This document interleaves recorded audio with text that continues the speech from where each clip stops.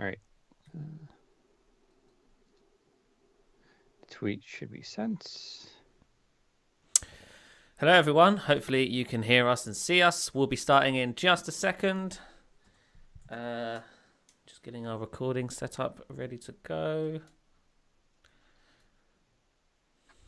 Did you send the tweet? You did, didn't you? Yeah. Yep. I will retweet.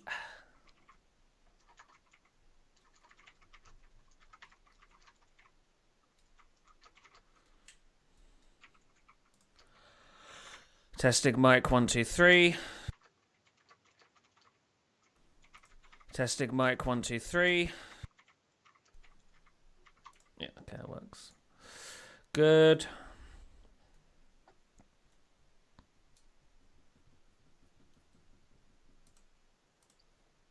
Tweets are sent.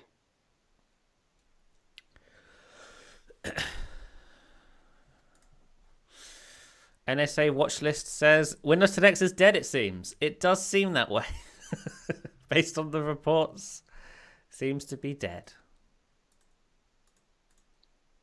All right, let me check my color this week.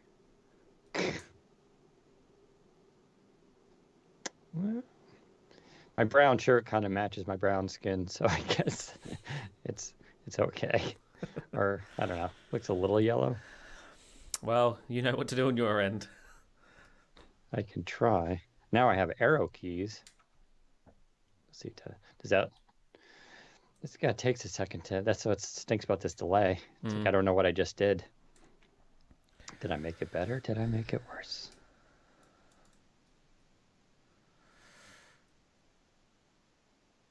And I still seeing myself talk. This is weird. I don't know what's going on. All right, whatever. I can adjust it in real time if I need to. I just look like I got a tan. That's fine. Let me bring up the notes. What's with no episodes being archived since April 2nd? The podcast is still going up on podcasting sites. The difference is YouTube got rid of the auto ad feature for videos, so now it no longer gets added to the Windows Central podcast playlist on YouTube, which is a pain in my backside because I forget to add it every single week. After this I will update it so all the videos are in there. It's just so annoying that Google got rid of that, and it's just another thing that I've got to remember to do now. It's so annoying. Life is hard. Yeah. All right, I'm ready. Yep. I am now recording. I am now recording as well. All right, 3, 2, 1.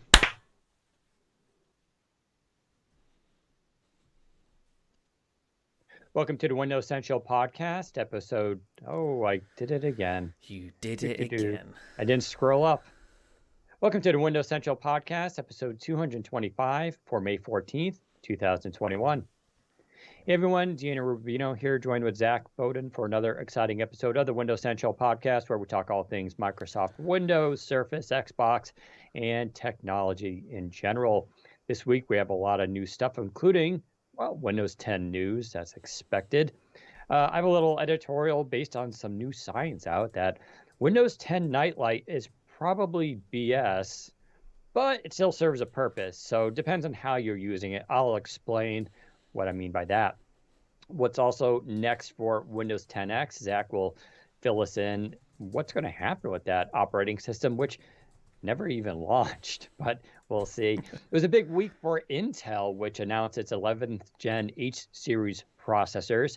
In fact, it kept us up all night Monday because there was just so much news and laptop announcements around it, so we'll kind of go through that. Qualcomm also had a little roundtable with Lenovo where they discussed the future of the PC. So we'll talk about some of the news there. And we'll go through this week's reviews because there were quite a few of them, including I did the Samsung, let me get this name straight here, Galaxy Book Pro 360 15-inch. Galaxy Book Pro, 360. It's a massive title, but I'll talk about that laptop and what I thought about it, including its limitations.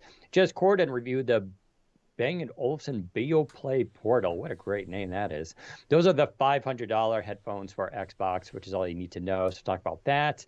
I did some Razer customs and made a cool little mouse. There's also the Razer Thunderbolt 4 dock review and Sabrent PCIe 4.0 external storage. And then we'll finally go through the thing of the week and any other news that we can think of during this podcast. Zach, how are you doing on this fine Friday? I'm not too bad. As you mentioned, been quite a busy week. You mentioned the embargoes we had on Monday. That feels like it was ages ago. It really does. Yeah. I remember, oh my God, we got these embargoes. But no, yeah. No, but good week, I think. How about you? Yeah, it's been exhausting, but I got a lot of sleep last night, and I feel pretty wired today. So that's good and bad for the podcast. It means I'm probably going to be really chatty, so you might have to cut me off a few times. But we're going to try to keep the podcast below 90 minutes as we've been kind of extending these pretty long. But we'll see what we can do. And it's actually finally getting warm out again, which is I'm really happy about. Nice. It's nice to see the sun. Yeah. I'm like most people in desperate need of spring. So, but we had it was a very long week. A lot of news came out. So let's go through it. What happened with Windows 10? Yeah, so let's start with the sort of where we usually start with the Insider Program. Build 21382 rolled out just a couple of hours ago. Not too much in it, but this is a dev channel build, so part of the Cobalt release. Bringing HDR support to color managed apps. This is just another HDR option for those who have HDR compatible displays. Then there's some other minor changes and improvements. Device Manager now has the ability to view drivers alongside of devices. And the start menu will now automatically launch if you have if you've clean installed or upgraded to a new version of Windows 10, similar to what it used to do on Windows XP. I actually think that's them preparing for the new start menu design we think is coming with Sun Valley, because it would be radically different. They want to show it off by automatically popping it after you've upgraded to the new build. It only happens one time, then once you obviously restart and stuff, it doesn't pop up automatically anymore. Microsoft has also updated the new generic folder icon in File Explorer so that it now shows it. Will now show an indication when the folder has contents, and they've also updated the touch keyboard with the new Go UI variable font and made some small adjustment to the icons. The new keyboard, I don't know if you've tried the new keyboard on the dev channel. It's really nice. The keyboard alone tells me that they're focusing on touch experiences again, because it's night and day compared to the current touch keyboard on Windows 10. It's really nice, and I'm actually pretty sure there's more stuff coming to it as well. So that's super fun. Otherwise, just sort of minor fixes and enhancements here and there. But what I think is the most interesting in the Windows world this week is that Microsoft rolled out Windows Holographic version 21H1 to HoloLens 2. So this is, of course, Windows Holographic, for those who don't know, is the only shipping version of Windows Core OS, and it's now on its version 21H1 release that came out earlier this week, build 20346. And there's actually quite a few notable changes in it. So this is the first version of Windows Core to ship with the new Chromium Edge. This is obviously the Win32 app, but running via shim, just like it was on Windows 10X, now on HoloLens 2. The Settings app has been updated to provide more granular control and customizability through additional settings. There's also a new power menu option that gives you the sort of similar update and shutdown to restart. Update and shutdown, and update and restart options, which is already available on Windows 10. That's now on HoloLens 2 as well. And they've also added multiple user accounts, which is nice. I think that's sort of a significant update for Windows Holographic on HoloLens 2. Of course, none of this really matters for desktop. 21H1 for desktop is not out yet. And even if it was, it wouldn't be based on Windows Core OS. The desktop release is still based on legacy Windows, of course, and that's the code base for that is still on Vibranium, which was like 2019. So we're actually quite a bit behind the Windows kernel, I guess. I don't know what you'd call it. The core of the operating system is quite a bit behind right now for the public release.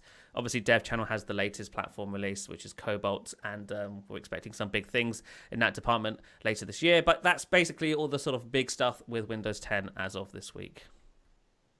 I still haven't hopped on Dev because my feelings on the Dev channel. It's not worth it. There's still not, unless you're using it on a tablet, I don't think there's much there really for desktop users. I typically don't have an excuse, as in I have tons of laptops. I can clearly spare one.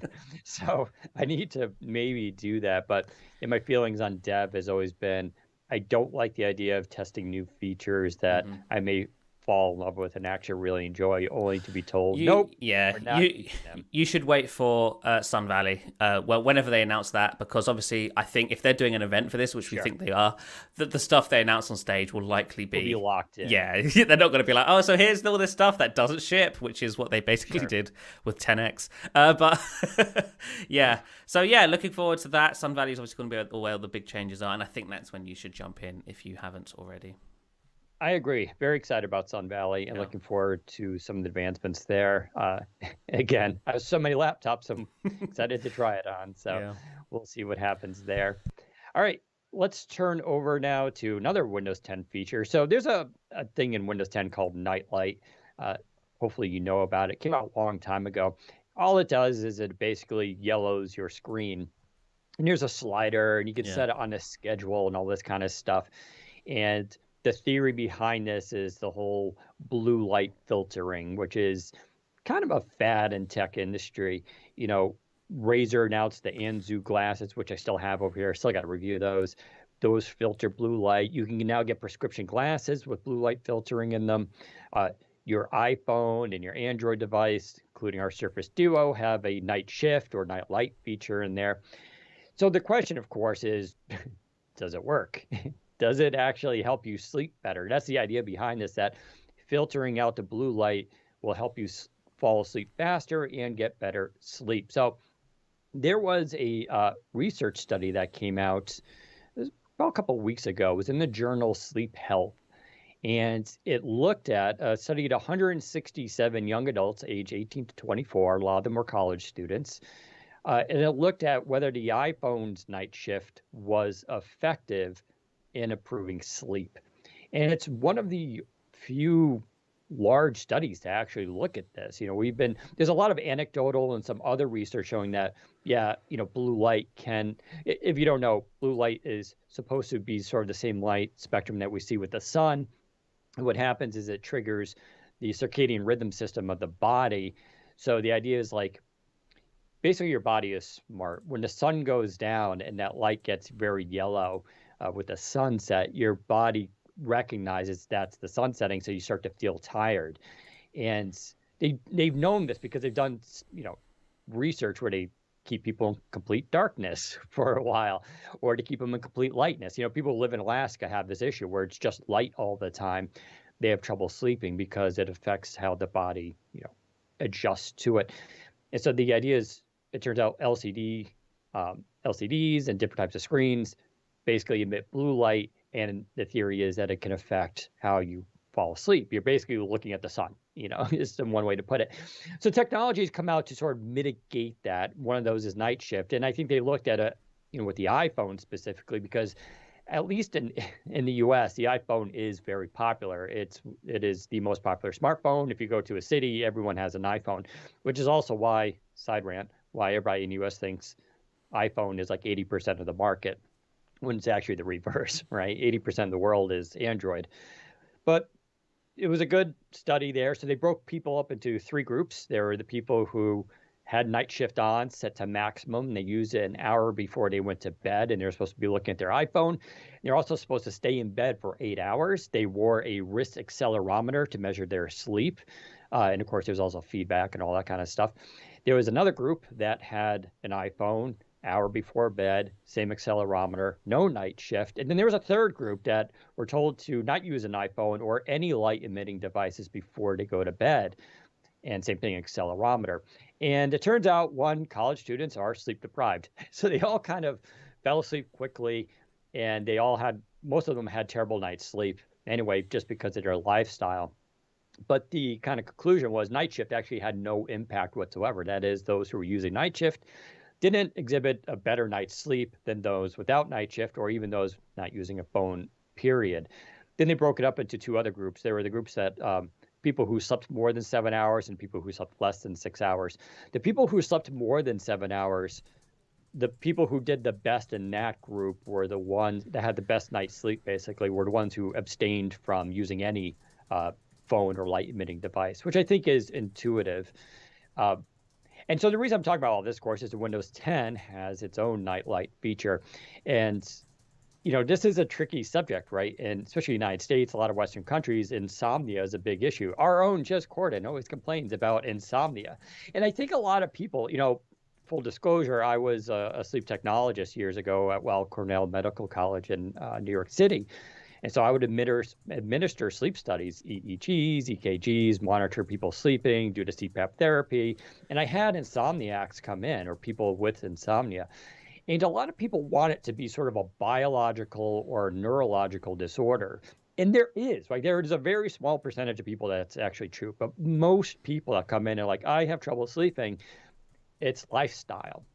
Your alcohol affects how bad you sleep. I know it's terrible. A lot of people like to have a drink before they go to bed because they help sleep. They fall asleep faster, but it also disrupts your REM sleep really severely and deep sleep.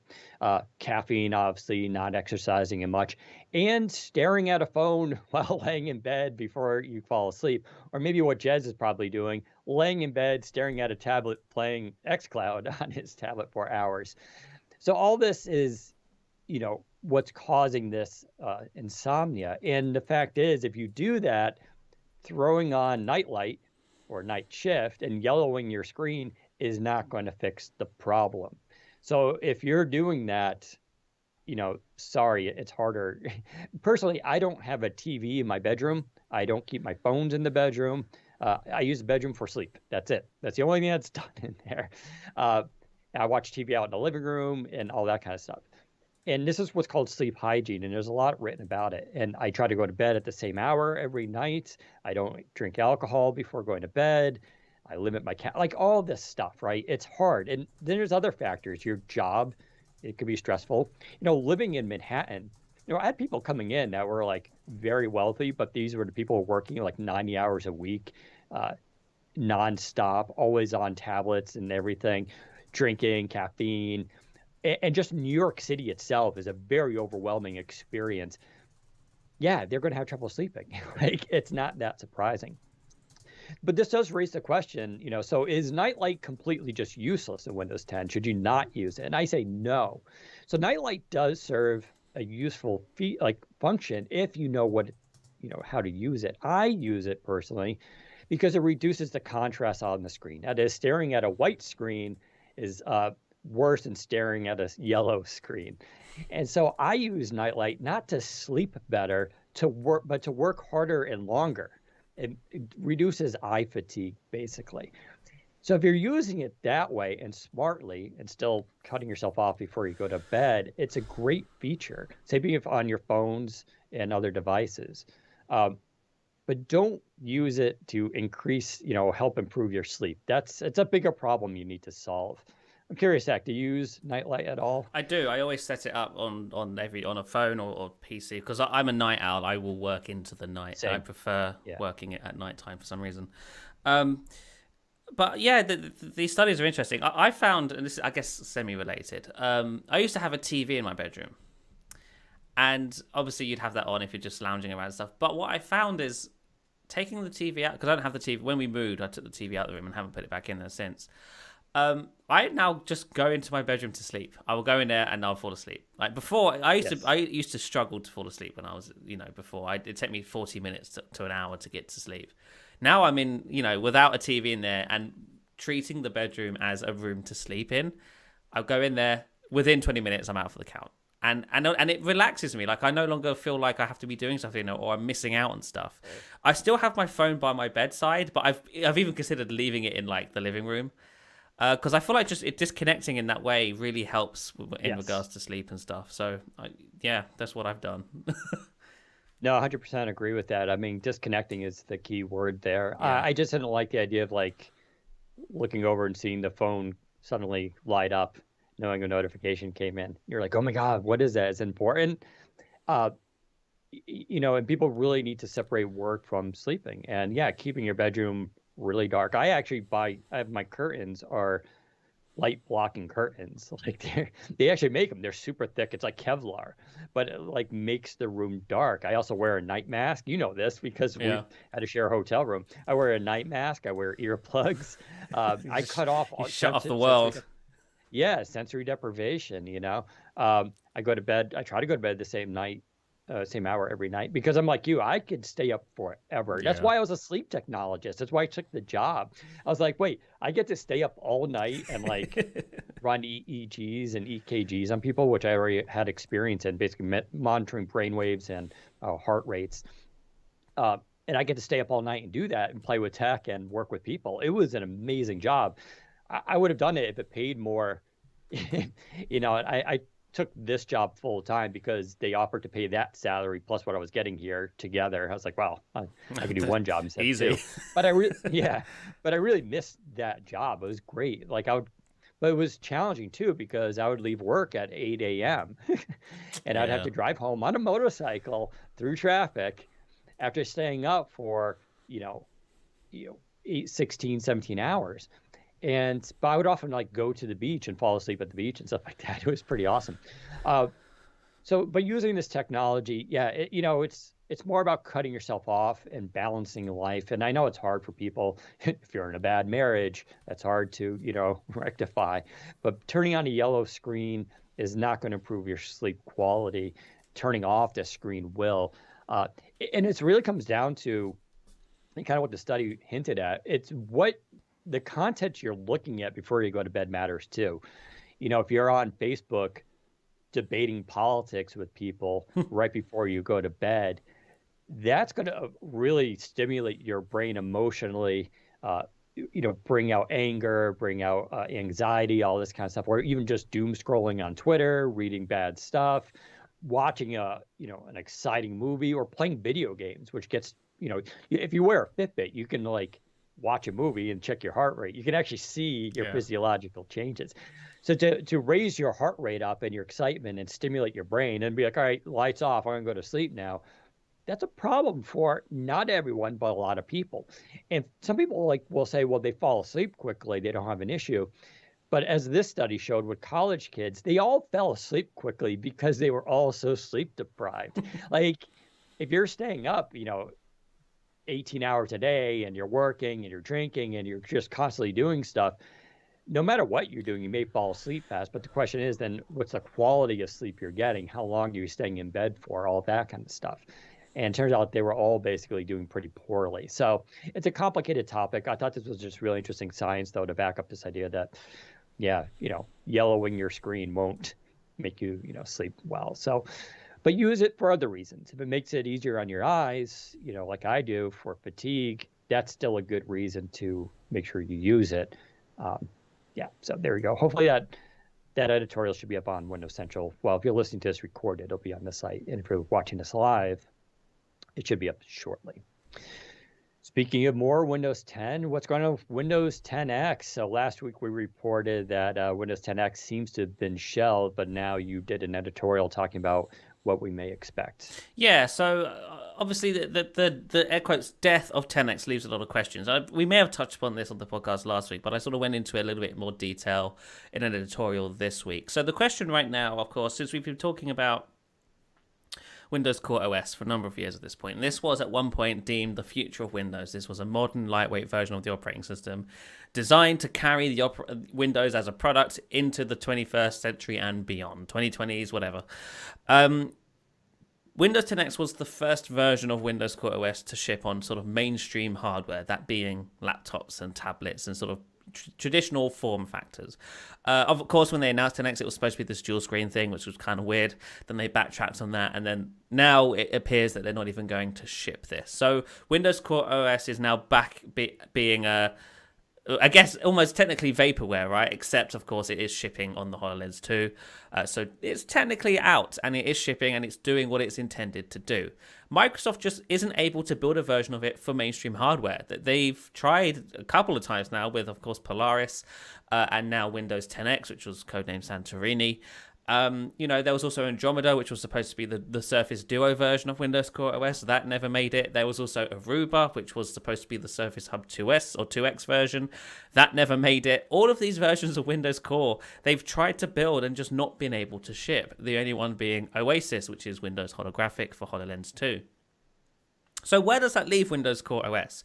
This thing that they spent half a decade on at this point trying to build as the future platform for Windows. What happens to it?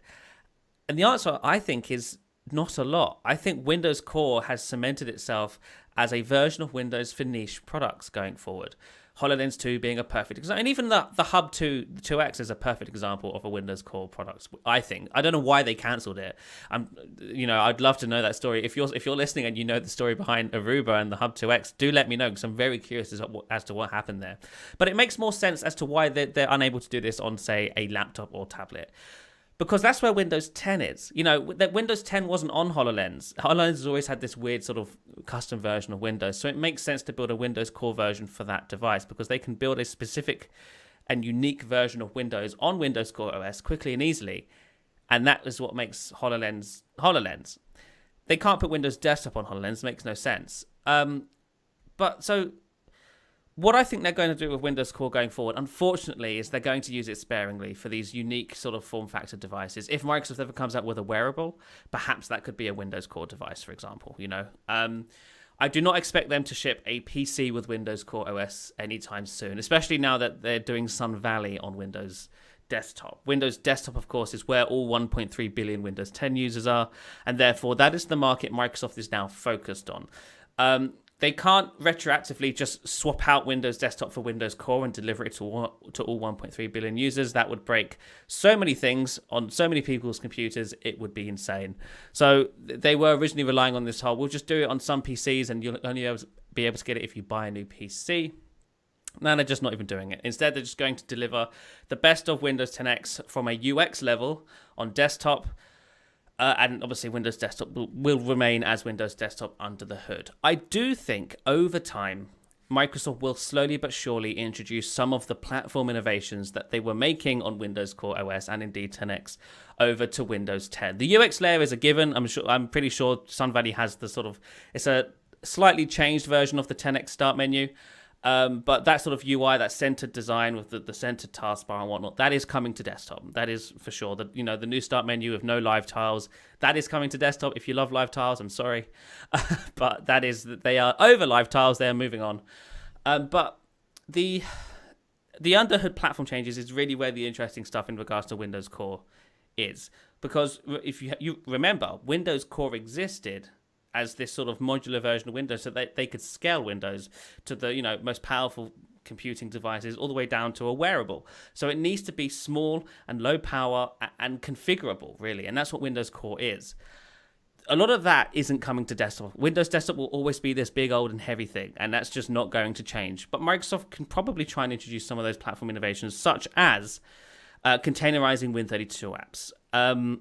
But obviously this will depend how they go about it, because containerizing stuff can break things. But Microsoft could possibly bring that over, and that would make running legacy Win32 apps more secure on top of Windows Desktop. But things like faster Windows updates, I'm not too sure if they can do that. I've asked around about this, and at least as of right now, it technically isn't feasible, because Microsoft getting faster Windows updates to work on Windows Core OS was more than just fixing Windows Update itself. It required changing how Windows itself lays out on a hard drive.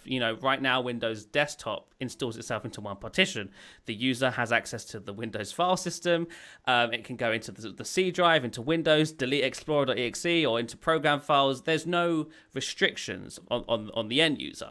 And that's good and bad. It's good for openness, but bad for security and whatever else. iPadOS doesn't let the end user access the file system, for example, and that's for security purposes. The user doesn't need to be editing program files and whatnot.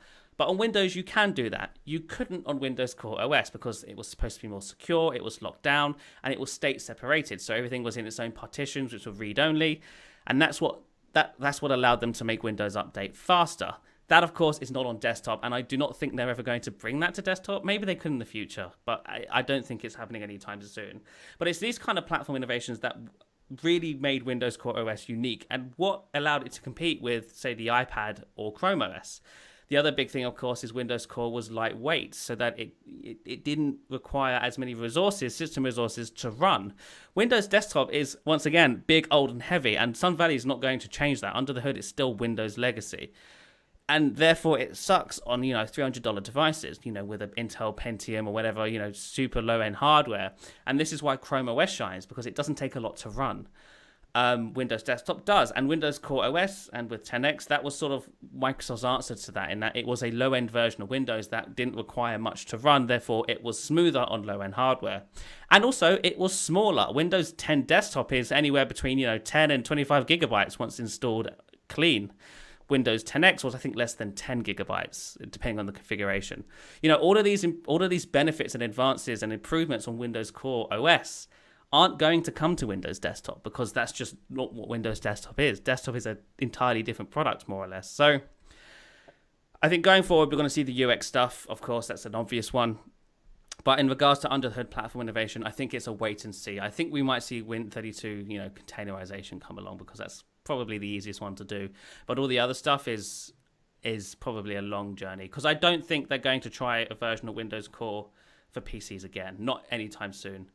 I think the need for Win32 and legacy app support is just too important for Microsoft and for Windows as a whole. And until that changes, which it probably never will, there's no viable reason to do a version of Windows Core for PCs, unless a radical new form factor comes along where Win32 doesn't immediately make sense, like the HoloLens 2, for example. If a new form factor comes along where Win32 programs don't need to run, then a version of Windows Core makes sense there.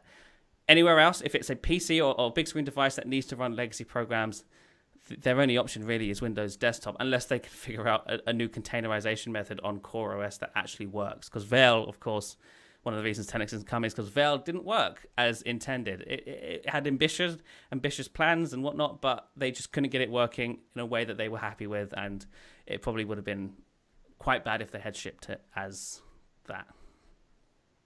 I still think, part to expand upon what you're saying is also the fact that cloud PC, that concept, is probably further ahead and more ripe for the future, where 10X would be sort of something in between that. Yeah. And I could definitely see, thin clients and those kind of devices leveraging that, which would be a source of recurring revenue too, to be the future for Windows 10 Lite, if we want to call it that.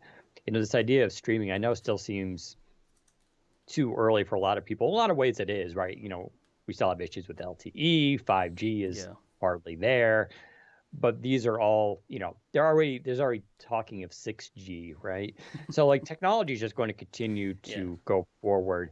There's a lot of advancements in processors too, as well as all the chips. If you look at, we have PCIe 4.0 now, and, we did a review this week, which we talked about, but, I reviewed one laptop so far with PCIe 4.0, and you can always see it in the benchmarks because it is literally twice as fast as PCIe 3. It's just like, you just see this bar graph and it's like, similar. Then it's like, what the heck is that thing? It's just completely off the charts. So like storage speeds increase, RAM has gotten a lot faster, and processors keep getting faster and definitely more efficient. Everybody's going to say, of course, Apple M1, but the M1 isn't inherently special or unique. They got down to the 5 nanometer process, and it's a good chip, but there's no reason why Intel, AMD, and Qualcomm, who's already getting down to 5 nanometer, can also exhibit that same sort of performance boost. And as we mentioned last week, IBM, that's weird how I said that, got down to 2 nanometers. Now, we're still years from that going to production, but like the fact that they're getting now to 2 nanometers and still getting, they're saying an iPhone with 2 nanometer processor in it would get basically 4 days of battery life. That's the effect of it, right? So you're going to really increase battery life and performance. So as that technology comes down, the sort of impetus to sort of streamline what is Windows 10 desktop almost becomes less of an issue. It's amazing at its core how Windows 10 is, which goes back, of course, to Windows 3.1 and 95, and is basically, let's say the 64-bit version at least, how it's been able to go into thin and light clients that we have today. And it's only because the hardware is advanced. But you take that and then the cloud PC stuff, 10X seems like it might have only had sort of a short window really where it would have been an interesting experience. Yeah, I think I agree. I think Sun Valley on its own is primarily the reason why 10X isn't happening. If Sun Valley wasn't coming, if Windows Desktop was just going to keep on rolling on as is, then I think it would make a lot more sense for Microsoft to at least try Windows 10X. It may not succeed, but at least trying it would be better than nothing, because it's new and different, and it could lay the future for Windows. It could be a surprise success for Microsoft. Being that there is a market of people out there who need a PC but don't need to run Win32 apps. That's why Chrome OS is working for people. That's why iPad as a laptop works for people, because they don't need Win32 apps. But with Sun Valley on the way, it's difficult for Microsoft to justify shipping both, especially this year, because Sun Valley is, I think, they're going to be their big sort of flagship release of Windows this year. This is especially the new UX, the fact we're hearing that there's a brand new marketing campaign around, pushing the new Windows. It's very much like Microsoft wants the world to think Windows is back and it's innovating again. And them doing Windows 10X at the same time would just sort of muddle the messaging, right? If they've got Sun Valley on desktop, what the hell is this 10X thing? Why are they doing that as well? Because remember, 10X is in all ways but one an improvement over legacy Windows. The only way it's not an improvement is in the app support department and the performance of legacy Win32 apps. Everywhere else, it's better. It's a better version of Windows. It just is. So that's probably a driving factor as to why they're not doing 10X now. But which is why I'm leaving the door open for Windows Core OS in the future. I don't think they're going to do a version for PCs anytime soon, but that doesn't mean they won't ever again. I still think they're going to try. They tried Windows RT in 2012. They did Windows 10S in 2017. Windows 10X attempt in 2020 and 2021. They will try again. They will definitely do a version, a lightweight, slimmed down version of Windows for sort of low-end devices, or a unique set of PC devices. In 2-3 years, they're going to try it again. And if that doesn't work, they'll try it again. They're always going to try and do this, because that's sort of where the future of computing is really going. Desktop is a legacy product. They can modernize it as much as they possibly can on the surface, but it's still an operating system from yesteryear, more so than Mac OS. Mac OS is the other, obviously, legacy platform, and there's Linux, but we're not talking about Linux. Mac OS is the other sort of legacy platform, but Mac OS doesn't have the same sort of legacy that Windows does, in the sense that Apple is happy to cut off legacy support for things whenever they feel like it. They just dropped support for 32-bit apps on Mac OS, or at least they did in the last year or so. Microsoft could never do that on Windows. They would never be able to just drop support for legacy for legacy x86 apps. To the point where you can actually go all the way back and run the Windows 95 File Explorer on Windows 10 if you really want to. There's no reason for you to do that, of course, but you can do it because that app compatibility, that legacy support is still there. You cannot do that on macOS with a program from 1995, I don't believe, because Apple cuts off legacy support and they try to bring the platform forward as much as they possibly can. Microsoft has never had that choice, and it's now too late to make a change, because legacy desktop is like a monolith. It's built on top of everything else, and if you try to remove an old bit that was built 100 years ago, the whole thing's going to fall down. So they can't do that. They've backed themselves into a corner. That's why Core OS exists, and that's one of the reasons why they can't really ship Core OS on a modern PC, because people require bits and pieces from that monolith that Windows Core doesn't yet provide. So that's my editorial in a nutshell, really. No need to go read it. Let's move on to some other big news this week, kind of briefly, not a lot to go into. Intel announced the 11th Gen H series processors. If you don't know, when it comes to laptops, there are U series and then there are H series. U series, U for Ultrabook, or the thin and light clients. Those are the majority of what you think of the hot, sexy laptops that are really thin and light. It's in all surfaces. It's in a lot of 13-inch, transforming sort of laptops. The H series is what you find in workstations and gaming laptops.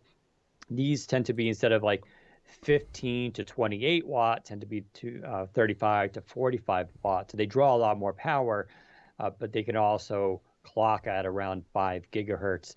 And so if you buy a Razer Blade 15 or, a Dell XPS 17, those are going to be the H series. So Intel announcing 11th gen, not a huge surprise. After all, there was 10 other gens behind it, right? So 11th gen has been announced. It does beat the AMD Ryzen, I forgot the Ryzen 9 9500, I want to say. Or maybe that's the 5900. I always forget their numbers. It beats their top of the line one, basically, at least when it comes to single core. Intel is leaning on this, that they have the fastest single core performance, which is true. And for a lot of people who do single tasks on their computers, a lot of data scientists and people focusing on one thing at a time. Single core performance is the more important one. Whereas AMD obviously excels at multi-core performance because they often have more cores on their chips. That's their big advantage, but they're not as fast in single core. And so that's kind of how it breaks down. Does it really matter? I find it personally difficult to tell the difference between them. They're both good chips. But the bigger news around this was, this also comes with Wi-Fi 6 and Wi-Fi 6E kind of built onto the chip. Intel bought Killer Wireless last year, so now it's Intel Killer. And so this is the benefit of when you go with Intel. You're going to get Wi-Fi 6 built into the chip automatically. You don't need to add a separate module or license out of technology. It's there for free. Same thing with Thunderbolt 4, which is fundamentally an Intel technology built into the chip, built into the wiring of it. You get it, part of it, unless you're Microsoft and you're like, no, can you turn that feature off? We don't want it. So you get that. It doesn't have Intel Evo certification, which is interesting. That's only for the U series, which kind of makes sense. When you go to the H series of workstation laptops, you're kind of trading, battery life for raw performance. So they don't have as many. They have some of the features. It still does the fast resume and everything, but it's not as categorical as Evo is. So you get all this kind of stuff with the 11th gen Intel 11. They also announced that over 80 laptop designs are going to feature the Intel 11th Gen H series processor already. They've already shipped over 1 million of the chips to OEMs. So you'll be seeing these laptops coming out in the next couple of weeks and months throughout the summer, basically. And it's kind of expected. If you ever loved the Dell XPS 15, been wanting to get one, now's the time to wait a little while because they're going to refresh the XPS 15 with 11th Gen chip in there, along with proper Thunderbolt 4. Same thing with Razer blades, those. So all the major laptops and gaming machines from Acer and MSI, HP as well, are all coming out with the 11th gen. So if you're looking to buy one of these kind of workstation laptops or gaming laptop, hold off. Make sure you look for that 11th gen chip because there's a very good chance the laptop you want is going to be updated. So just a lot of momentum with Intel. I know, we talk about this every week that, AMD has a lot of momentum going there, but Intel is still a dominant player here, right? There's just no doubt about it. These chips also support PCIe 4.0, which I was just talking about, is ridiculously fast. And I guess that segues nicely into this, I actually have one of these laptops in hand. HP sent me a ZBook Studio G8. We talked a little bit about the ZBooks before. They're the workstations. They're separate from EliteBooks and Spectre, but they're both high-end. And they have a bunch of ZBooks they announced. The ZBook Fury, which is a modular system, kind of modular, at least it can be upgraded, right? And it goes up to like 128 gigs of RAM. It's a pure power play system. It's also big and thick, right? But that's what you got. It's a desktop replacement. Then you have the ZBook Dragonfly, which I still got to review. That's got 5G as an option. It's a lighter device. It only has a U series chip in it. And then you have the ZBook Studio G8, obviously the 8th generation of it. This, Zach knows about this laptop because I've been constantly blown away by it, is a very powerful system. It has Intel 11th Gen H series Core i9. So this is what you can spec it up to, right? You can actually get a lot less. It has an RTX 3080 GPU, which is ridiculous. It has a 2 terabyte SSD. And the display is a 4K touch OLED with HDR 500. And it's just, and then for some reason, actually, there's a good reason, this workstation that's meant for artists, engineers, data scientists, programmers has an RGB keyboard with 16.8 million colors. And I was on the briefing with them and they told me this and I was like, wait, what? Because I was looking at it, I knew the keyboard looked different, but you have to install the Omen software, their gaming line, to enable it.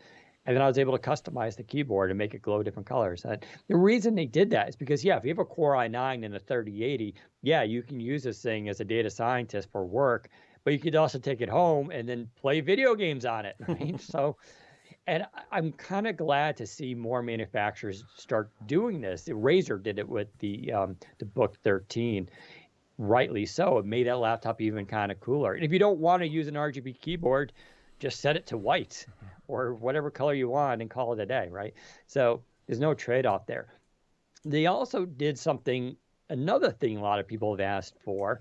First time I'm seeing it. This is the first non-gaming laptop with a 4K display, and you can get it optionally with a 120 hertz refresh. And that's also a Pantone certified display. So it's going to be very, very color accurate. And the reason they're doing that is because, yeah, people working in graphics and everything like that sometimes want that higher refresh rate. We've always seen that in gaming laptops, but a lot of people have been like, hey, I want that in just a consumer kind of laptop. Well, here you go. Now, I'm going to, sticker shock you. The device I have, we don't know the pricing on it, but if you look at the G7, it's roughly between $5,000 and $6,000. Wow. Right? But I mean, it's got 32 gigs of DDR4 RAM, right? It's got a 4K touch OLED display. Like it really has. The only thing it doesn't have was 5G, and the reason is they literally had no room for it.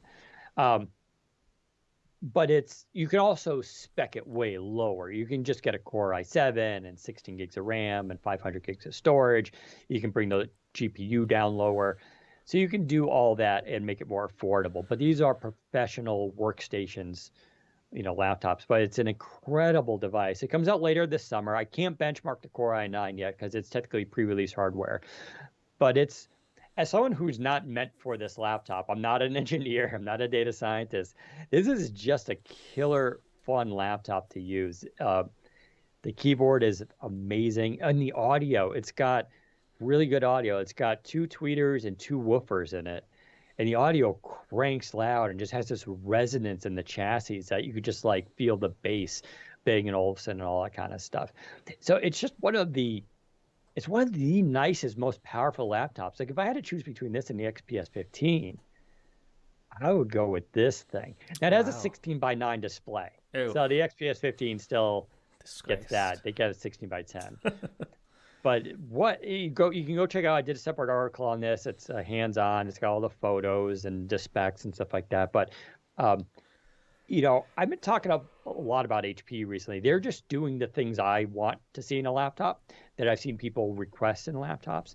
And this thing, it also won the G7 version, which is the same design, won the Red Dot 2020 award, which if you don't know, Red Dot is a consortium that basically awards design. And so it's got thin bezels. Like, it's just cool. I don't know. It's, I would never buy one, couldn't afford it. But if you're looking for a very powerful workstation that you also like to game on and have an RGB keyboard, ZBook Studio G8, look for that. You can go to their landing page now. They'll start pre-orders probably later this summer. But what a monster of a laptop, I tell you. Just cool. My question about the H series chips is: do you think we'll ever see it in a Surface? Because Microsoft is so like they stick with the U series, and that's good for like battery and whatnot, but they're just not powerful for like workstation use. Like the Surface Book 3 is their closest thing to like a workstation laptop, and it's just not. It doesn't have the horses to kick it. In the GPU department, it does, but not in CPU. No way. So the Studio. It's a HQ. What's the Q in HQ? I kind of forgot what that is. It's basically an H series processor. Yeah. It is this chip. So the Studio could definitely get an 11th gen. That'd be nice. Even a Core i9. They might be able to do that. The reason I say that is because like Razer announced the Blade 15 now has an option for a Core i9.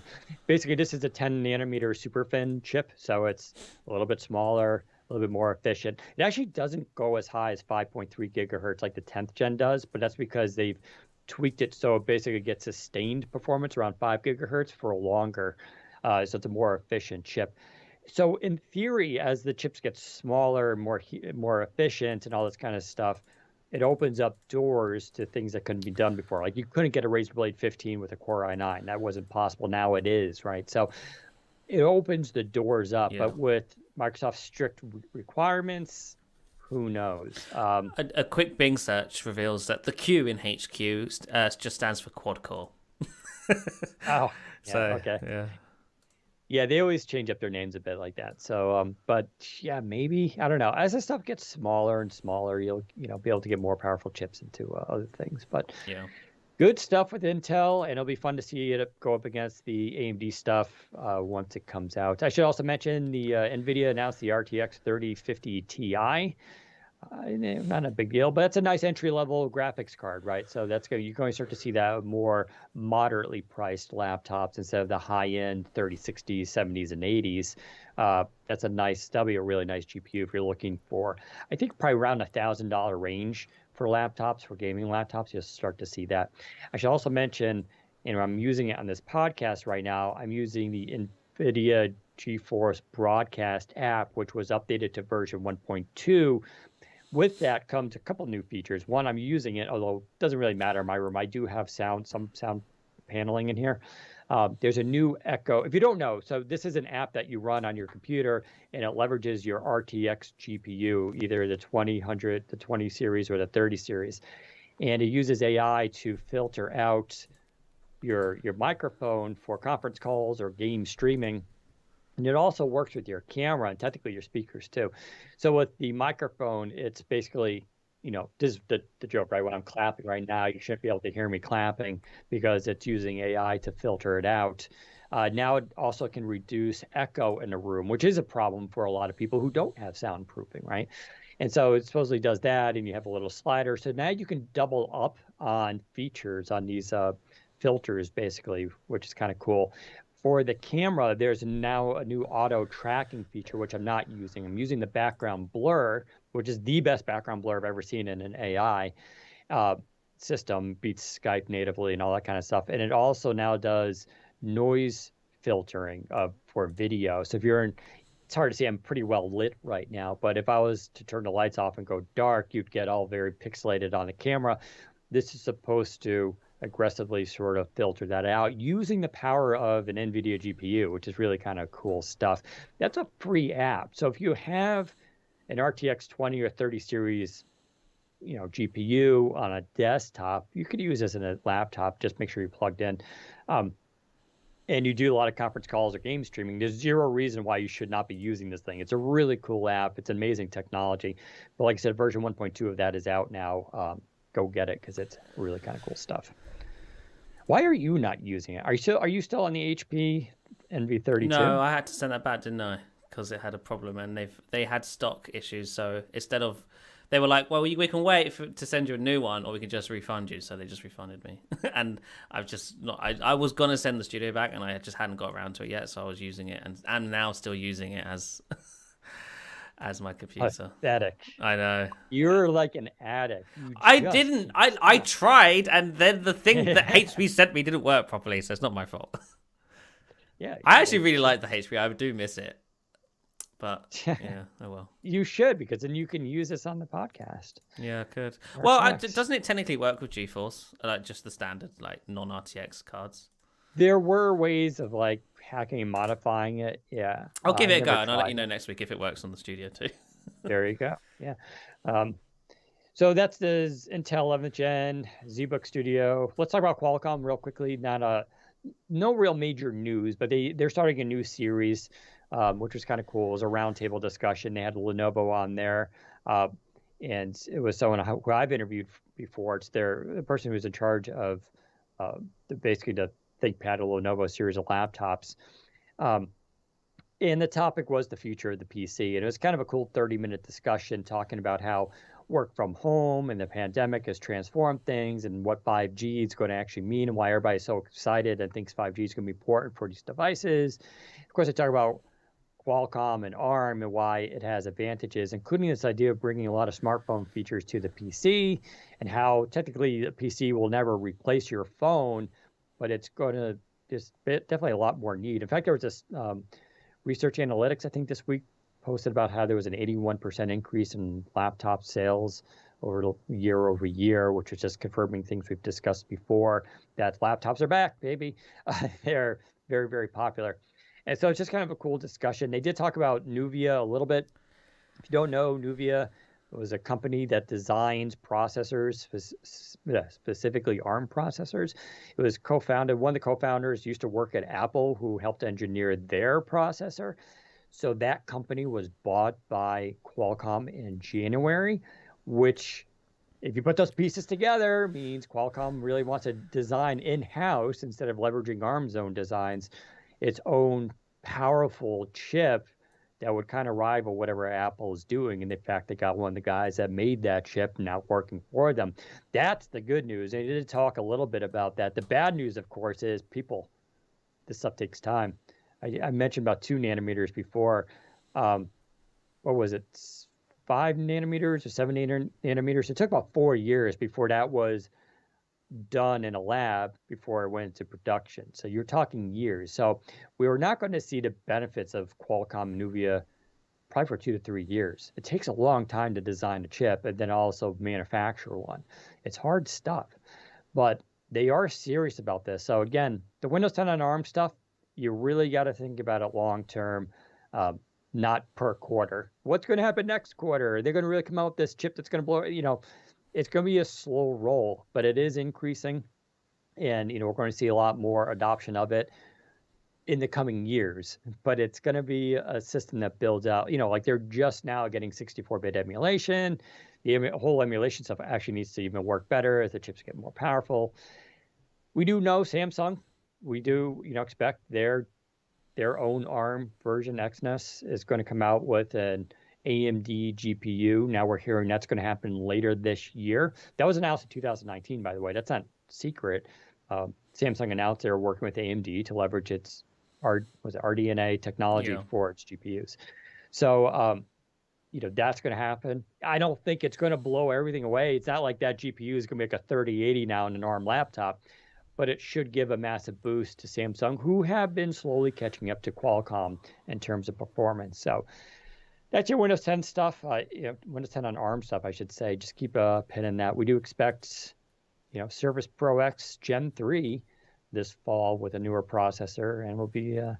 And I wouldn't be surprised if Qualcomm starts announcing more stuff soon. It's been a while. They usually announce a new chip in December, and they didn't, which means they're kind of overdue. So we maybe, again, stick a pin in Qualcomm. There's a reason why I think they're starting up this kind of series and talking about the future of the PC. So. All right. How long are we into this podcast so far? Only 53 minutes, 54 minutes. Wow. We're doing well for time. Come on, let's get through these last 2. So let's real quickly review roundups. We did quite a few on the site. Just want to mention them. Cale Hunt did review the Razer Thunderbolt 4 Chroma dock. I actually had to send it to him because he's better at those reviews. So that's just if you're looking for a new Thunderbolt 4 dock, a nice solid black slab that you can put on your desk and expands your PC's abilities. This is one to look at. Plus, being a Razer device, and as the name implies, it has RGB chroma. Yes, it literally glows. And I know that seems goofy to people, but once you go down the chroma lane, glowing stuff is pretty rad in your office. It really does look cool. And I understand it's for people who are already if you already have a Razer Blade and you have the glowing Razer laptop stand, having the Razer chroma dock makes sense, right? It looks really cool. So, but go read his review. He breaks it down, the features, the shortcomings, and all that. I believe it was Rich Edmonds reviewed the Sabrent PCIe 4.0 external drive. So if you're looking for really fast storage and have questions about whether it'll run on your system, this is the review to go check out. Jez Corden reviewed the Bang & Olufsen BioPlay Portal headphones. These are the $500 Xbox headsets. I think that's ridiculous. Yeah. Or rather, I'm technically okay with $500 headphones so long as they live up to the $500, right? I mean, you think AirPods Studio are good, Dan? Is that what I'm hearing? I don't know. I never tried those. I know for my personal usage, there's no $500 headphones that are worth it because I don't wear headphones that often enough. Right. That would warrant me. I'm sure audiophiles would be like, actually, there were some $500 headphones that are worth it. But I feel like if you're looking at $500 headphones, you're probably able to spend more on actual premium headphones because you can get headphones in the thousands, and those are like the good stuff. Like if you've got to spend $500, spend $1,000. You've clearly got the money. Otherwise, buy a pair of Surface headphones and be done with it. Yeah, it's yeah, I don't have love for audiophiles. I mean, I kind of respect people who are really into audio a little bit, I guess, but it is it's a very subjective category. There's some science behind it. You can actually obviously measure response times and different peaks and all that kind of stuff. So um, there is that. But Jez's review goes through it. He wasn't completely blown away. He says, they're really nice headphones and they do sound good, but he also had some issues with it, including the fact that you can't dynamically switch between listening to your Xbox while also going to your phone, right? It doesn't just switch between them. And that's sort of an issue with Bluetooth and sort of this technology, but it's not as, for him, I don't think it was a winner. I'm still using the Xbox wireless headset, the $99 one. They're really good. I mean, like, they're not the best audio quality in the world, but they just work. They're like AirPods, but for Xbox. You just turn them on, they connect instantly, they work well. They're really nice. Like, I've actually been super satisfied with them. But yeah. Well, there you go. So go check out that review. Lord knows I haven't used an Xbox for gaming in a very long time. So I'm definitely not in the mood for these. Razer Customs. I'll just hold this up quickly. This isn't a big deal, but this is the Orochi, I believe I'm pronouncing that right, version 2. This is a travel gaming mouse, if you're into that. So we just want a light gaming mouse. This is actually a very, very good mouse. It's around $70, I believe. And so this is a sequel, obviously, to... Razer's been obviously making mice for a very long time. And this idea of like a travel mouse, it's very light. I forgot how much it weighs, but it's cool because you just peel off the cover, and it actually takes two types of batteries, AA or AAA. And the reason is because it affects the weight of the device.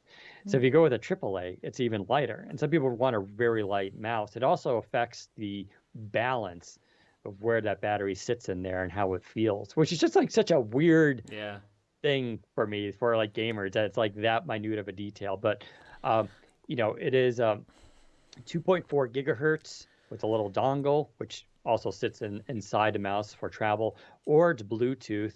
It gets, I think, 900 hours of battery life, which is incredible because I had the older Razer travel mouse. Now I forgot the name of because they always have weird names, but it had like half the battery life and took 2 batteries. So they made such progress in terms of making these things light and small. But why this one looks kind of cool like this, they also announced a Razer Customs program. You can go to their website and they have like over 100 designs you can choose from, and you pick it for your mouse. You can get a matching mouse pad too with it, and even put your gamer tag on it. I just have mine to Windows Central. It's an extra $20 for that, but it's kind of cool. It only took a week for them to ship it out and stuff like that. And it gives a really cool flair to your device, but just kind of a cool program. I think they're going to be doing this more and more for their devices and accessories as they come out. But it's definitely worth checking out. You know what's kind of funny when I held that up? Let's see if I do it again. It actually, in the past, we've had issues with the NVIDIA broadcast AI blurring out objects. Yes. Oh, good point. Yeah, wow. And now it seems to be smarter and actually being able to sort of... Try and hold it not in front of your face. Oh, wow, look at that. Yeah, that's definitely improved because it used to do that all the time. Yeah, it would actually blur out there. That's interesting. Did not know that. So there you go. But yeah, so I did review this mouse. You can go review it or read the review on the site, as well as the Razer Customs if you're kind of into that kind of thing. And then finally, let's talk about the Samsung Galaxy Book Pro 360 15-inch.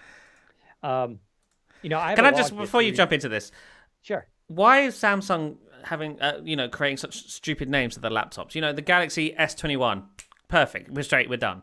But why is it like 4 words for the Galaxy laptops? Why aren't they just the Galaxy L series? Just to sort of keep it consistent with the rest of their Galaxy line. I just don't know. I don't understand it. So I got distracted there for a second. You're right. The naming is ridiculous. It's more so because I've been reviewing their laptop since 2017. Mm-hmm. I had the Galaxy, and I already forgot the name now, something 9. Was it Notebook 9? Notebook 9. Yeah. No, it was actually Notebook 9 EXT. It wasn't Galaxy though, was it? No, it wasn't No, Galaxy. yeah. And then of course, well, they actually had tablets before then. What was the name of the? Oh my God, now I'm even forgetting the name of what they would call their Windows tablets back in the day. I don't remember the tablet. I remember the earliest one I remember is the Galaxy Book S. Was it the S? Oh, there was or maybe it was just the Galaxy Book, and then there was the Galaxy Book They 2. had. Oh, I gotta look this up now. Sorry, hold on. No, sorry, Samsung tablet Windows 10. Let's see. They had a special name for it. Did they? They have, of course, the tabs. I'm not saying Galaxy, that. yeah, that's Android. They also used it on their phones. They had like a combo. Really? Yeah, what was the name? Oh, I don't know.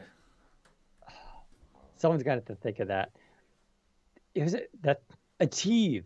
Oh yeah, they're the Windows phones. Yes. Yeah, they also had an Ative tablet, I believe.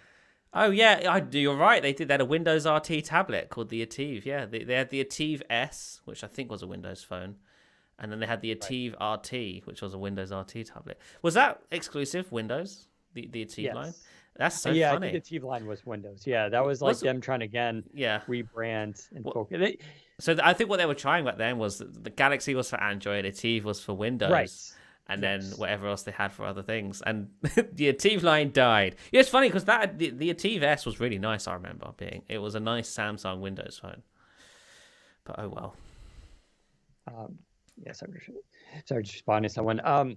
Yeah, so 2 points there. Samsung has a long history of trying to make it work with Windows and Microsoft. Like they really have tried. You can't fault them there. And 2, their names are kind of ridiculous. It's more so not that the names are ridiculous. It's just they don't stick with a naming paradigm for more than one generation. Like I just reviewed last year the Galaxy Book Flex, which is a great laptop. It's the really shiny, like really bright blue one. It has a yellow S Pen that silos into it. It used a QLED display. It had the Qi charger built into the trackpad. Like it did all sorts of wacky stuff. And it was a convertible. It's a great laptop. And it only weighs like 3.4 pounds. That has a 10th gen Intel in it. They didn't update it yet. And I don't know if they're going to. Like I can't tell you if the Galaxy Book Pro 360 replaces that device and is like the next version of it, or it's a separate thing. Right.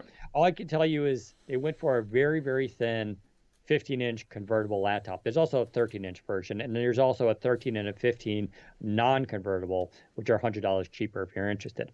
They sent the 15, and I do feel like, again, they found kind of a niche here. There are not really any 15-inch convertible laptops that support inking that are this thin and light. It weighs less than 3 pounds, and it's like less than 12 millimeters thin. Like that device doesn't really exist. HP has the Spectre X360 15, which weighs, I think, 4.4 pounds or something like that. It also has a huge GPU. It's a massive device, 4K display. LG has the new LG Gram 16, but it's hard to find, and it doesn't have as much, obviously doesn't have the Samsung stuff integrated. But not a lot of competition here. This also has a full number pad on the keyboard, which I know for some people is like a really, really, really big deal.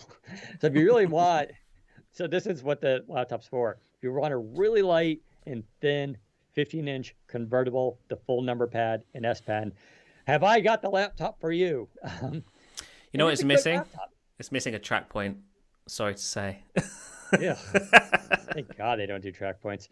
It also doesn't have 5G, although the 13-inch version does. Oh, really? That's weird. Yeah, it is weird. So, but if you need a 5G 13-inch laptop, it actually does, scratch an itch too. There aren't a lot of 13-inch ultra-thin convertibles with S Pen that also have 5G. That one's actually coming out this summer. So, anyway, the big deal about this laptop, it has a full HD 15.6-inch AMOLED display. They've done AMOLED. They've done SAMOLED before, so it's not that big of a deal. And it's a great technology, right? It looks really, really nice. It does HDR and all this kind of stuff, but it's a pretty dim display to save on battery life. Obviously, full HD at 15.6-inch, that's a little problematic, right? 2K 1440 would have been much better. They did that again, probably for battery life and also costs. This thing is affordable. Like, it's one thing about, surprisingly, about Samsung laptops, they're actually priced very competitively. The 13-inch starts at $999, I think, for the non-convertible. Yeah. It's actually a really good price. And this thing, the one I reviewed with a 1 terabyte SSD, 16 gigs of RAM, and a Core i7, I believe it was $1499. That's actually a pretty competitive price considering it's a convertible. It comes with the pen in the box and all that kind of stuff. But the display, 16 by 9 on a convertible at 15-inch, that's weird, man. And also 1080, questionable. In 1080, yeah. And it's like, Michael Fisher, Mr. Mobile, did a good video review of this too. He's like, I could take trade-offs. It's not a bright display, or it's only full HD, or I get great battery life. But he's like, you're kind of not getting any of that with this laptop. The display is kind of dim. It's bright enough. Like indoors, it's fine. Outdoors, it struggles. But because of the way OLED works at the individually lit pixels, it actually looks more consistent and brighter than an LCD. But it's not a very bright display. You're only getting full HD, and the battery life on this laptop is okay. And so those are all weird trade-offs to have just for beautiful looking AMOLED. But it is what it is. Keyboard's nice, 1mm. Very light travel, but it's a good keyboard. Trackpad is huge. The speakers again. So this is just something that LG and Samsung really struggle with, which is doing good audio. And they are 8KG speakers. That's Samsung custom, what they do. And they're good sounding. They're just not loud or have a lot of range to them, resonance. They don't have a bass. There are 2 small speakers on the bottom of the laptop, which is just really kind of dumb.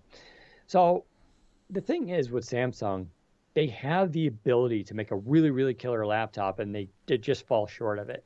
If this thing was 16 by 10, 3 by 2, 2K, had a little bit better battery life, had quad speakers, 2 on top, 2 in the bottom. So when you rotated around to different postures, you had sound all the time. This would be a really, really killer laptop. And I don't want to undersell the integration they did with the Galaxy phone. This thing comes with no less than 28 Samsung apps pre-installed, which most people would immediately call bloatware. But Fisher and I both agree with this. This isn't bloatware. These are very good apps. They're custom-made apps, UWP. They're not like web apps or something like that.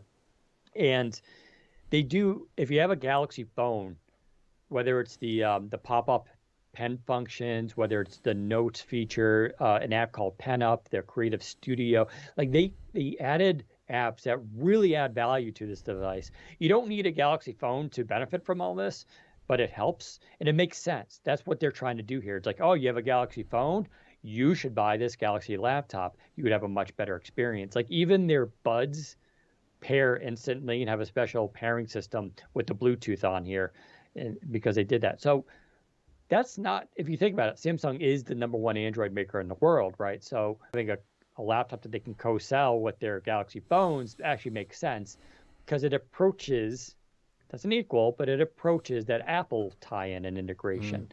And they did a nice job. I mean, the software is really, really good on here, and they put a lot of effort into it. I really think like the software is a selling point on this device. The S Pen is fantastic. I think it's one of the best pen implementations. But there's issues too. You can't stick the pen into the device. It's bigger. It's now more ergonomic, so you want to use it longer. The siloed pen is like a toothpick, right? It doesn't work well for long usage. Did my camera just disappear for a sec? Or no, you're okay. YouTube channel. No, the YouTube channel has gone gray again. Oh, has it? Uh-oh. Yep. All right, well, let's quickly wrap this up then. Zach's computer is failing. So anyway, go read the full review of the Samsung Galaxy Book Pro 360/15. Tell me what you think of it, of course, in comments, and let me know. I think it has a lot of potential, and I think for certain people, it's going to be a very good laptop. For others, though, may want to look elsewhere. So we're going to do the thing of the week, or are we really wrapping up this whole podcast because your computer's going to die? No, yeah. Well, listen, the audio is still going. I don't think the PC is going to die. It's so trippy looking. Yeah, I'm going to try and fix it. We can probably do your thing of the week if you want. As long as, let's do thing of the week because they can still hear us. Okay. So for those of you guys watching the video, sorry, we'll just continue with the audio bit. So thing of the week, I actually have 3 of them, but I'll try to go through them real quickly. First up, I finished Zack Snyder's Justice League. Finally. It took me four times to watch it. And what's interesting is I actually don't like DC Comics at all. I can't stand Superman. I think Batman's kind of lame.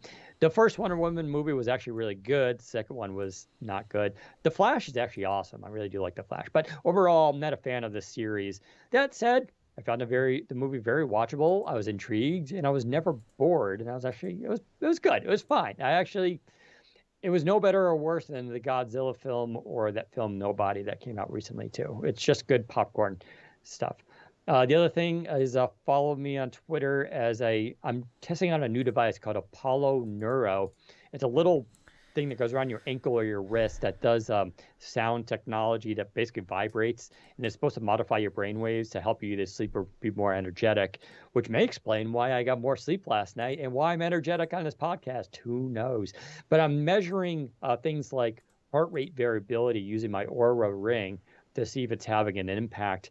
And so I'll talk about it on another podcast, whether I think this $350 device, oh my God, is actually worth it, or is it placebo, or what's going on there. I'm going to try to keep it, like I said, scientific, not just self-reporting, which is biased. The third thing, finally, Zach and I are starting up a new series called Ask Windows Central. If you remember a long time ago, I used to do Ask Dan, where you guys would submit questions and I would do a video. We stopped doing that for a while, but we're going to bring back it as Ask Windows Central, where Zach and I take turns answering your questions in a shorter format. So if you don't want to hear us blabbing for an hour on a podcast, these will be smaller bite-sized versions. So we're going to start doing that on the channel here, as well as maybe a podcast. So look for that. The first episode should drop next week. We're going to probably, mess with the format a little bit. This one's going to be longer than it should be, but we'll adjust it as we go forward. Let us know, though, how you would like to see it and that. Zach, do you have a thing of the week? My thing of the week is trying to fix the video feed. That's my thing of the week. You know what it is? This is the gods telling you, you need a new computer, man. You can't do this podcast on the studio. It's probably literally overheating and melting. It's not. I'm looking. It's not. I'm pretty sure it's just my internet. I'm broadcasting at 1080, and that's probably pushing it. We should probably go back to 720. I still think you should try a new computer, a real computer. Well, we'll see. Anyways, do you have a thing of the week you want to share with everyone? I don't. I actually genuinely don't this week, unfortunately. Didn't think of one. All right. Well, my trifecta should hopefully cover it. There we go. The podcast, under 90 minutes this time. We're very happy about that. Tune in next week where we'll talk more about Windows 10. I'll talk a little bit more about the Apollo Neuro, what my experience is like there, as well as probably another dozen laptop reviews I'll have to do. As always, follow me on Twitter, Daniel_Rubino. And you can follow Zach at ZACBOWDE. And we will do Q&A with a live audience now, I think. As long as they're happy with not looking at our faces, because they can still hear us. They just can't see us. That's fine. We'll do that. You can always, though, tune us in live Fridays, 2:30 p.m. Eastern Time on our YouTube channel. And you can watch our live faces usually. This is pretty trippy looking right now, so maybe come in for that experience. But as always, thanks for listening. We'll talk to you next time. Take care, everyone. Yeah, that's annoying. So if you have any questions, feel free to ask them. You won't be able to see our faces as we answer your questions, but at least you can still hear us, and that's probably the most important thing. I can pick my nose. Yeah, next week I will drop it to 720 because that just hasn't happened every week. It has only happened a couple times now. I don't know what causes it. And the problem is, if I just stop and start the broadcast again, YouTube doesn't let me rebroadcast back to the same URL, so I can't just stop it. Otherwise, you guys lose the video, and it's super annoying.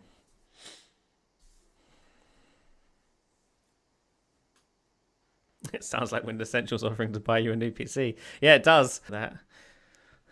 I mean, I could literally send you a Razer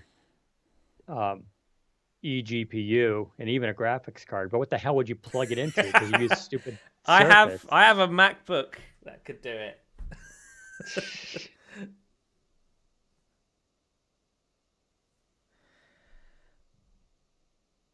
What overall effect on tablet users will the Sun Valley gestures have if they are implemented? Well, it's just gestures, right? It's just manipulating the OS is better with touch. You can like use 4 or 5 fingers to minimize an app or whatever. If that's something you want to do, then that's great. That's the thing you can do on iPad. For example, iPads. One of the reasons why people love iPads so much is because it's so fluid and gesture driven. Everything just works as you would expect it to with gestures. And I think Microsoft are trying to capture that same feeling with Sun Valley. Someone's asking, where'd it go? Is the HP ZBook Studio G8 candidate for best Windows laptop of 2021? Good question, tough question. So it's tough in the sense that it's clearly not a laptop for everyone or most users, right? It's almost too powerful for most people. But yeah, it's definitely, I would say, best workstation or best powerful laptop, definitely.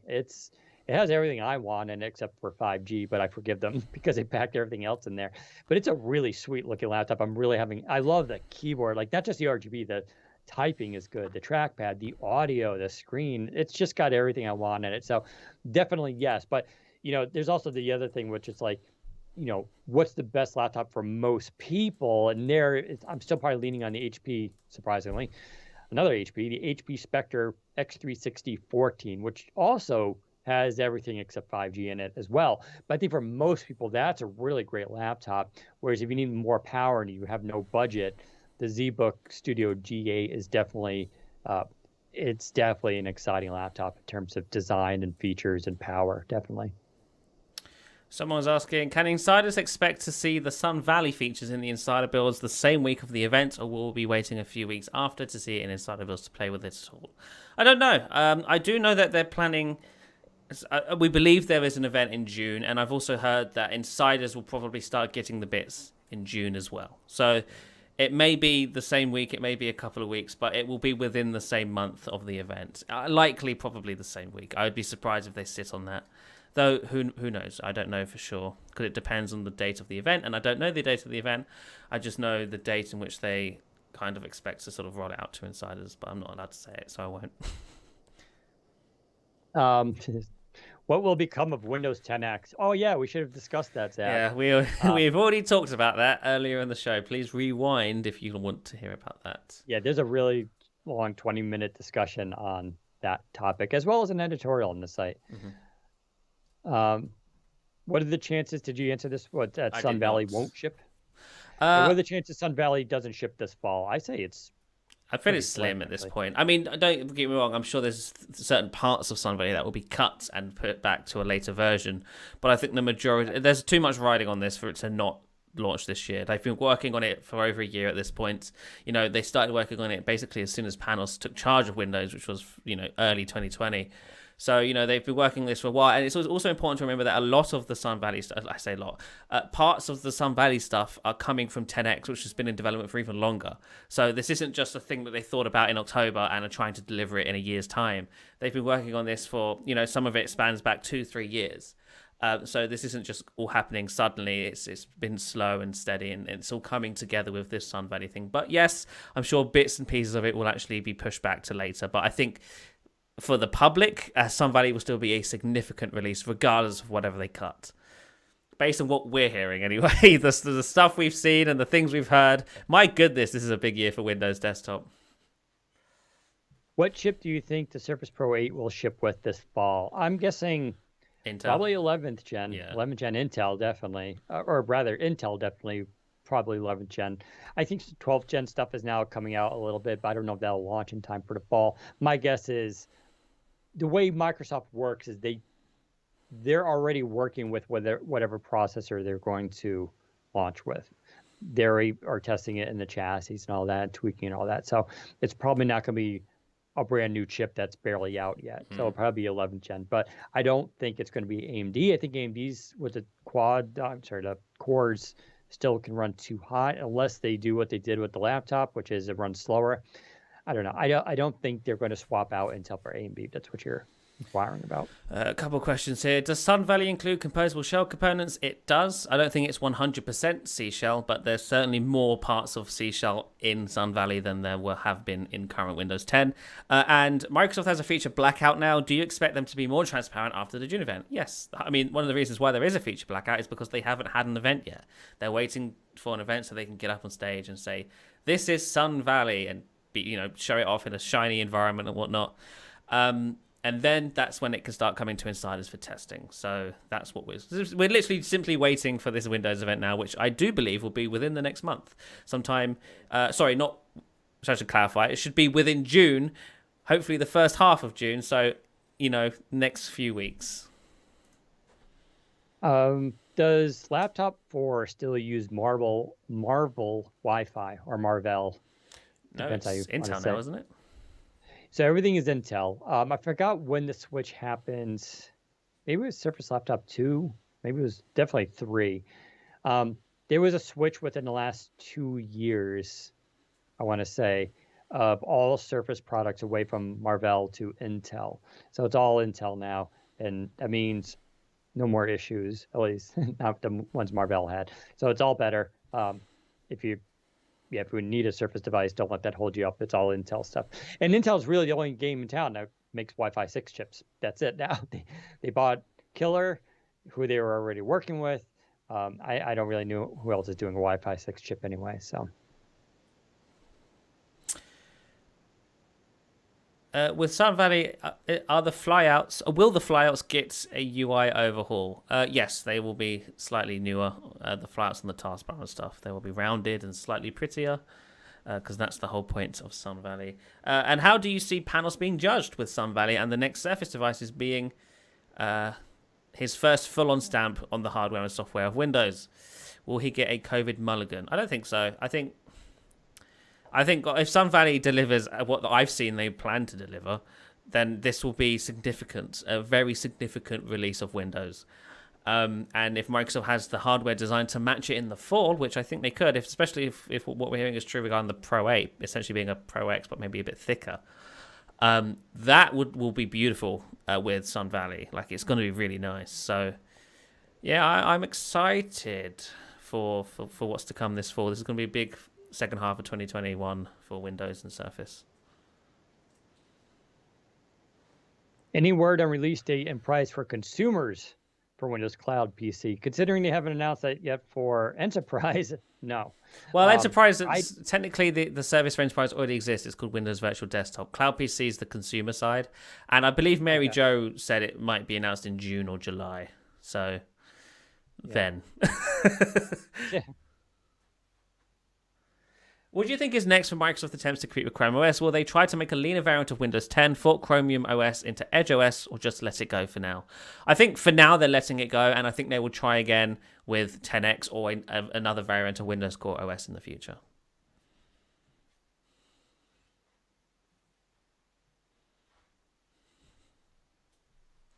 All right, a couple more questions, and we should head off because my video is broken. Is the Razer book any good? Well, luckily, I did a full review of it, and yes, it's very good. It's one of my favorite laptops of the year. It's got all sorts of cool stuff. Great battery life. It has great performance, amazing display. It has a really cool RGB keyboard. It looks nice. Like, they just nailed it in a lot of ways. Not a lot wrong with it. So just look up on Windows Central Razer Book 13 review, and you can go see everything I wrote about it. Sorry if it's already been asked, but when can we expect an article detailing leaks for Duo 2? You said it's coming soon for a few weeks. I apologize. Leaking stuff is hard. It's not easy. People get upset. Microsoft gets upset. It's risky as well. People can get fired for it, so we can't just say things willy-nilly. We'll do our best to sort of hint and tease at bits and pieces as to what we're hearing regarding Duo 2. But I'm not planning to do a full breakdown article anytime soon because it's too risky for me and my sources to just do that right now. A lot of this is very controlled. Microsoft knows exactly who has the hardware, exactly who has the software, exactly who has access to the documents. You say one wrong thing and, it can go wrong very quickly. So yeah, there'll be like 8 people Yeah. who would be able to know that info, and Yeah. they get dragged into the office, right? So I think it's too early. We're only in May. We're expecting it in the fall. So closer to the fall, maybe we'll start talking about it a bit more once more and more people internally sort of know about it. But as of right now, it's still a bit too soon. This isn't the iPhone. Thousands of people don't already know about the next 2 versions. Plus, I think we can safely say what we've been saying for a long time, which is Surface Duo 1 was designed as a portable Windows device, That's right. Windows tablet. And that's why that project Andromeda was canceled. Mm-hmm. And as Zach has a huge article written about this, as an effort to save the hardware at the last minute, they're like, let's throw Android on it. And so what you have is what is effectively was supposed to be a Windows PC in your pocket, now running Android as a phone. And that's why when it's like, oh, no NFC and the camera is not good and it doesn't feel like a smartphone should. You're right, because it's not. It wasn't built like that. So then you got to ask yourself, now that they're going to do version 2, and they know it's going to be an Android smartphone, what features does it get and how does it do that? And I think it's the obvious stuff. It's probably going to have 5G. It's probably going to have a modern processor, things like NFC, a better camera. Expect it to be that. We're very confident saying that that's what they're going to do, and that the hardware is going to reflect it as now a Android smartphone.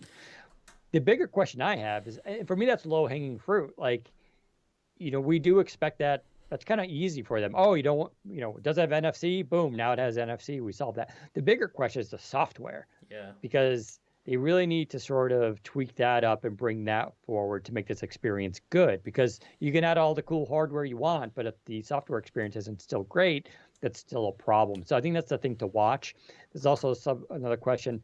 Will they launch the Surface Duo 2 in Europe and other markets simultaneously, or will it be a massive wait again? So I talked about this, I believe, last week or a couple of weeks ago at least, that I do believe that Surface Duo 2 will be launched in more markets on day one than the Surface Duo 1. That is, it'll be more than US. I don't think it'll be a lot of markets. I think it'll be like US, Canada, UK, maybe Germany, and a couple others. Yeah. But it's going to be a smaller release. They might also do like a delayed approach, which they usually do. So like they literally did it with the Laptop 4 by a couple of weeks. Yeah, so it came out in US, Canada, and I think Japan or something. And then 2 weeks later, it came out in the UK and most European countries. So yeah, it won't be as long as the Duo 1 was, which was US only announcement, no other markets announced, and then 6 months later they start rolling out. They will probably be a bit more transparent on day one as to when it's coming to where. Yeah, and I think that'll be, and then you'll see the mid-cycle for version 2. They'll announce it for newer markets that never had any Duo before. And then what will happen is, as version 3 comes out, it'll launch it and that's how they always do this kind of thing. So I think that's a safe expectation. Whether your country's on that list or not sure, but I do really believe that is the plan here for version 2. Yeah. Do you know when the Duo 2 will be revealed? We believe September or October. Probably October, considering there's usually an October Surface event. So that sometime around then. Do you expect them to drop the 10 and just call it Windows permanently going forward? This has been, the idea for a long time, right? That Microsoft will eventually just call it Windows. I do think Microsoft is considering a rebrand of some kind, especially with the Sun Valley stuff on its way. But I don't know enough to comment too confidently on that. I wouldn't be surprised if they dropped the 10, but I also wouldn't be surprised if they try to give it a new name just to sort of make it seem fresh and new. We'll, of course, have to see what they end up doing with that.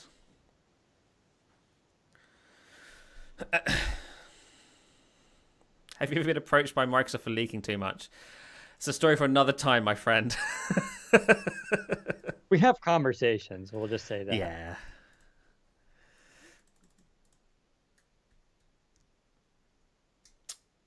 Right, one more question and it's probably time to head off. What operating systems are we going to use after Windows 10 ends support? They did claim that Windows 10 is the last operating system. Well, what Microsoft will likely do, if it really is the last version, they will just keep extending support and adding new features to it. Or what might happen is they might just change leadership and decide that actually Windows 10 isn't the last version of Windows. Here's a new version. Hey, Return of the Jedi was supposed to be the last Star Wars. Exactly. We've got to remember, the person who said Windows 10 is the last version of Windows is long gone from Microsoft at this point. A lot has changed. Windows is under an entirely new leadership team. So I would expect Windows 10 probably isn't the last version of Windows. 10X was technically a new version of Windows. You know, I think we're going to see new versions of Windows in the future. Any updates with Sun Valley for the lock screen? I believe there's a lock screen update, though I don't know too many details about that.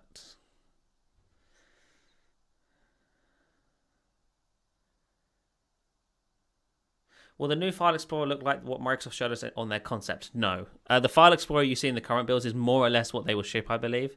There is a modern version of the File Explorer, but it was built for 10X primarily. They could eventually rework that for desktop, but I do not think that will be in time for Sun Valley. Could be wrong about that, but I would be surprised if that is the case.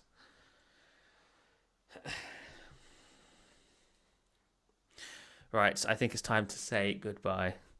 Thank you for tuning in, everybody. Hopefully my video will be fixed next week. But yeah, follow us on Twitter. We'll keep you updated on when we go live. But until then, we will see you next time. Bye.